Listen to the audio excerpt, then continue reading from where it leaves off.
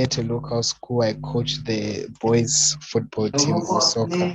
So, it's very, so from this, how to, especially in terms of the social awareness, so some boys are, they do not pay attention, some do. So how you can make them listen to whatever you're telling them, how to get the attention, all of them, some of them you can say, okay, let's do this certain exercise, and then everyone does, some they don't do.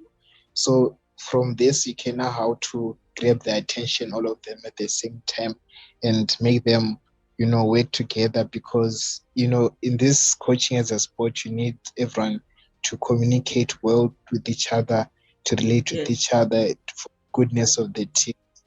So like this, like really helpful, and how to, because at the end of the day, they're just kids want to have fun. So you just also have to understand, as a coach, these are just kids. They don't really have that different mentality as how adults feel the sport. So yeah, you have to know the difference when you're talking to adults and when you're talking to kids. So from my, it just has been a learning experience from my end.